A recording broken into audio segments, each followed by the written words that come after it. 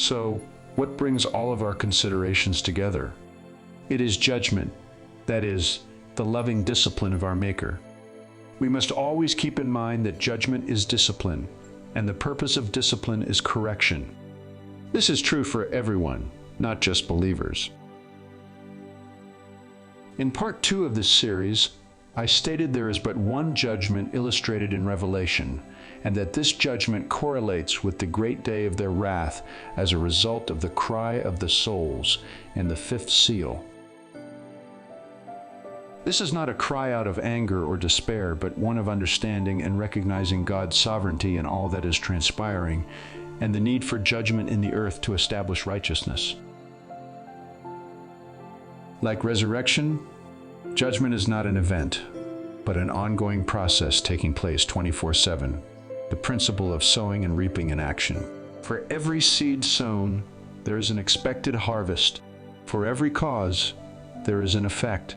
For every action, there is a reaction. But there is always room for grace. In Matthew 16:27, the Lord states that He will reward every man according to his works. According to his works is just another way of saying we reap what we sow. In agreement, Jesus states in Revelation 22:12, "Behold, I am coming quickly, and my reward is with me, to give to everyone according to his work." Humanity has been judged since our inception. Since there is but one judgment to consider in Revelation, I believe the 1,000-year reign of Christ is that judgment, synonymous with the great day of their wrath, the great white throne judgment, and the judgment of Babylon. To consider one is to consider all. Think about it. Would the Lord's judgment for the souls in the fifth seal be different from the great white throne judgment? If so, why? Wouldn't these souls have the same mind as Christ regarding the benefits of judgment? And why would this be different from the 1,000-year reign of Christ? Are the 144,000 on Mount Zion a different group from the souls in the fifth seal? If so, who would they be? Considering the spiritual meaning of the number and the fact that they rule with Christ and judge, does that not connect to all we are considering?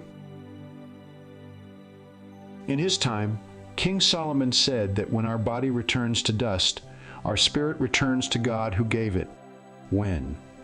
Somewhere far in the future? Why would that be? And where would it go until then? Peter declared in his day, "It is time for judgment to begin at the household of God." Is this different from the judgment described in Revelation? Based on the 7 prophecies to the churches, I don't believe so. But even though it begins with his household first, it doesn't mean he's reserving judgment for the world later. That's an assumption formed from the traditional view. God does not vindicate our opinions, He vindicates His word. Revelation 19:11 says that Christ judges and makes war. Would that be now or later? Okay, so let me back up and reiterate that the great day of their wrath is synonymous. Here's why I say it. Because the law worketh wrath, for where no law is, there is no transgression. Based on this passage, what tool does our Creator use to implement wrath? The law. What does the law address? Our behavior. And when you strip it down to its most basic form, that is the main thing in our existence that is truly in question, is it not? Now, reconsider the following. Do not think that I have come to abolish the law or the prophets. I have not come to abolish them, but to fulfill them. For truly, I say to you, until heaven and earth pass away, not an iota, not a dot, will pass from the law until all is accomplished.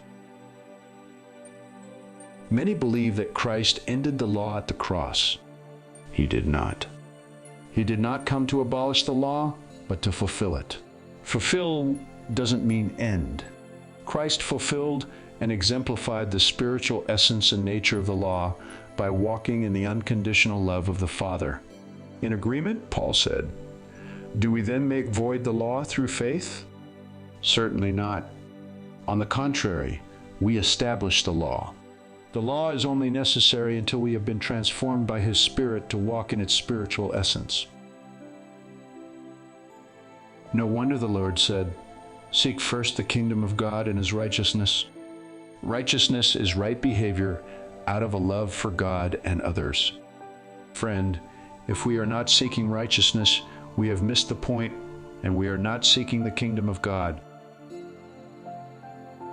It's important to understand that Christ continues to fulfill the law by bringing to pass every type and shadow represented therein. One of these types is the 3 feasts of Israel. If my understanding is correct, He spiritually fulfilled all the aspects of these 3 feasts within Himself, but is now fulfilling them in the earth. What Jesus exemplified within Himself as an individual, He is working to bring forth collectively in His body for the benefit of the world. Remember, Jesus said that we are the light of the world? Now, let me introduce an illustration that you will find in my other series, Lessons from the Lampstand. There's a lot of information to consider, but I'll do my best to highlight what is relevant to the subject at hand. We're going a little deep, so please take time to ponder what I'm sharing with you. Also, feel free to consider the series just mentioned for further understanding. Look at the bottom of the illustration where it says, "Last days." What are these last days? They incorporate the day of Pentecost through the Feast of Tabernacles, which consists of 3 other days, if you will. This perspective is based on the following. But this is what was uttered through the prophet Joel. And in the last days it shall be, God declares, that I will pour out my Spirit on all flesh.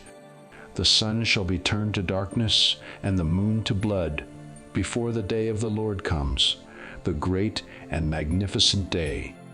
And it shall come to pass that everyone who calls upon the name of the Lord shall be saved.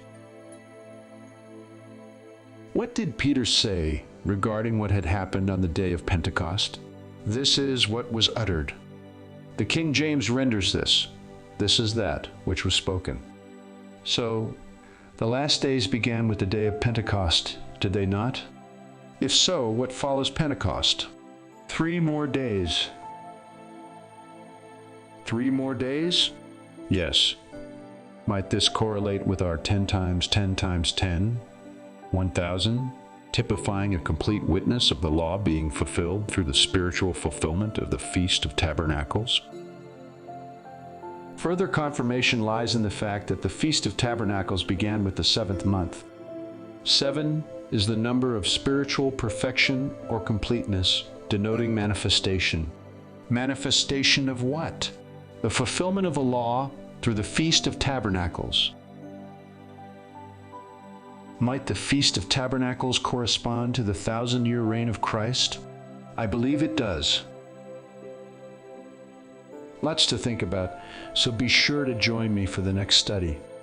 Thanks for viewing my studies, and I hope they challenge your thinking.